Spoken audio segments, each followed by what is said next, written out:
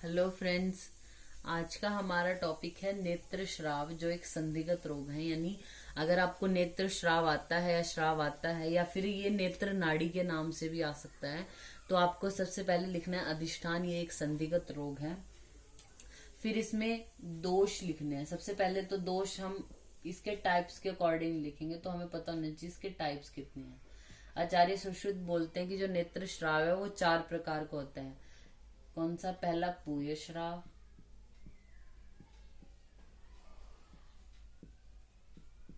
श्लेष्म श्राव,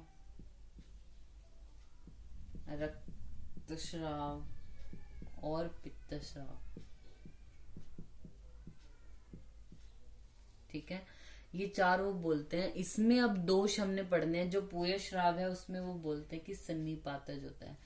श्लेष में आपको पता ही है, कफ है तो कफ ही होगा, रक्त में रक्त होगा और पित्त में पित्त होगा। ये उनके अकॉर्डिंग दोष हैं। साध्यता असाध्यता में ये क्या उन्होंने बोले हैं कि ये चारों जो श्राव है वो असाध्य होते हैं। असाध्य है तो इनका कोई ट्रीटमेंट भी नहीं है, यानी ये असाध्य बोले हैं उन्होंने। और फिर इसके अलावा क्या है, आचार्य वाग्भट क्या बोलते हैं, उन्होंने पित्तज श्राव को नहीं माना। पित्त श्राव की जगह उन्होंने माना है जलाश्राव, और जलाश्राव उन्होंने बोला है वातज, यानी ये वात की वजह से होता है। ठीक है, ये आपको चीजें कुछ याद रखनी है। अगर आपको नेत्र श्राव या नेत्र नाड़ी के नाम से आता है तो आपको लिखना है कि आचार्य जो सुश्रुत हैं उन्होंने नेत्र श्राव 4 प्रकार का बोला है, उनमें दोष क्या है और साध्यता। साध्यता लिखने के बाद आप नोट यानी हाईलाइट थोड़ा सा बना के पेन से कोई भी मार्क जैसे ऐसे बना के फिर आप लिखोगे कि जैसे आचार्य जो वाग्भट है उन्होंने पित्त श्राव को न मानकर जला श्राव का वर्णन किया है, जो कि वातज है। ठीक है, इतना लिखने के बाद अब आते हैं हम इनके लक्षण पर। तो सबसे पहले आता है हमारा पूय श्राव। पूय श्राव क्या होता है? नेत्र का, जो आचार्य सुश्रुत के अकॉर्डिंग पहले मैं आपको बता रही हूँ। आचार्य सुश्रुत बोलते हैं कि जो संधि होती है नेत्र की, संधि प्रदेश से पाक होने के बाद अनेक रूपों वाला पूय जब निकलता है। पूय श्राव में क्या है? सन्निपातज है, तो हम इसे याद रखा ही जाएगा। जो सन्निपातज है हम उसमें नॉर्मली कोई लक्षण बताते नहीं है, मोस्टली व्याधियों में ये बोल देते हैं कि तीनों के मिश्रित लक्षणों वाला होगा।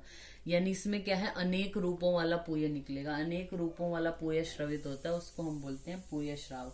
और आचार्य वाग्भट इसके बारे में क्या बोलते हैं, उन्होंने बोला है कि कनिनक संधि से, उन्होंने इंपॉर्टेंट चीज बोली यानी थोड़ा अलग बोला है कि मल प्लस रक्त मिश्रित पूय निकलता है।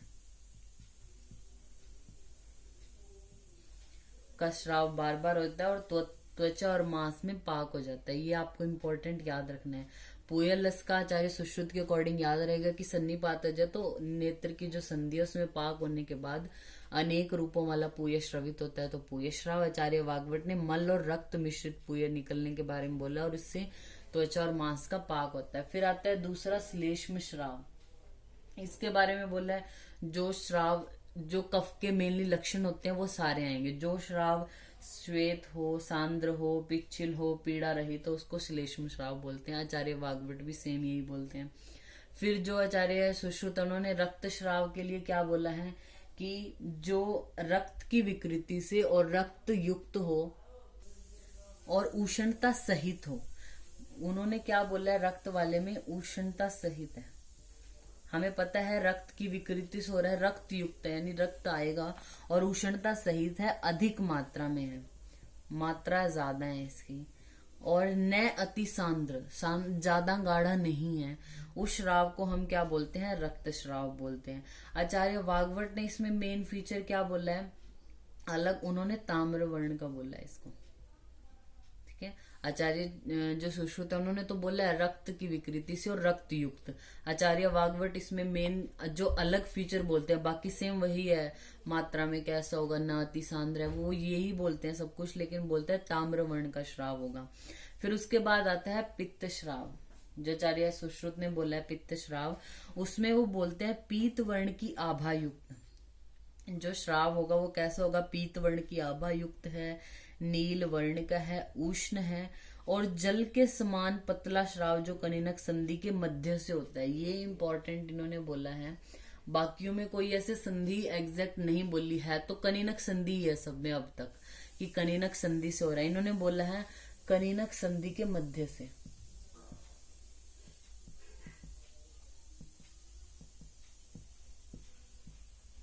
जल के समान है, बिल्कुल जल के समान होगा। कनिनक संधि के मध्य से पीत वर्ण की आभा वाला या नील वर्ण का, और उष्ण जो होगा उसको हम पित्त श्राव बोलते हैं। आचार्य वाग्भट ने, जैसा मैंने आपको बताया, कि पित्त श्राव नहीं माना, जल श्राव माना है, जो कि वातज बोला है। इन्होंने बोला है कि विभिन्न प्रकोपित कारणों से वात प्रकोपित हो जाती है और शिराओं में पहुंचकर वर्तम शुक्ल संधि, इंपॉर्टेंट क्या है इसमें, वर्तम शुक्ल संधि प्लस में कनिनक तो है ही है।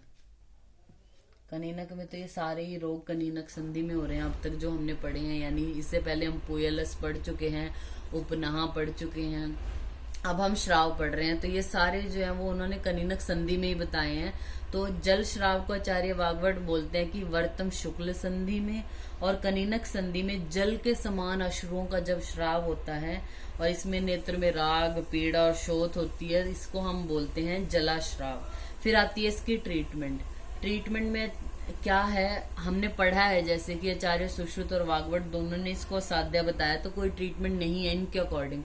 योग रत्नाकर ने क्या ट्रीटमेंट बोली है, जो योग रत्नाकर है उन्होंने बोला है कि दोषानुसार त्रिफला में मतलब मधु, गोघृत, पिपली चूर्ण का प्रक्षेप देना है, सिरावेद करना है, और हरित की, विभित की, आम्ल की, उनके बीज सार जो भाग है उनका क्रम से 3, 2, 1 भाग लेकर, यानी हरित की 3 भाग, विभित की 2 भाग और आम्ल की 1 भाग लेकर जल में पीसना है, वर्ती बनानी है और उसका अंजन के रूप में प्रयोग करना है, और कारपास आदि अंजन का भी प्रयोग करना है। ठीक है, ये हो गया हमारा टॉपिक श्राव, जिसको हम मॉडर्न में क्रॉनिक डेक्रायोसिस्टाइटिस से कोरिलेट कर सकते हैं, जिसका लिंक आपको ऊपर नीचे डिस्क्रिप्शन बॉक्स में या फिर आई बटन में मिल जाएगा। ठीक है, तो जब भी आप वीडियो देखते हो, जैसे अभी आप संधिगत रोग पढ़ रहे हैं नेत्र श्राव, तो एक बार उसकी वो वीडियो पे भी आप देखना है कि उसमें क्या दोष हैं, यानी जो क्लासिफिकेशन बताई है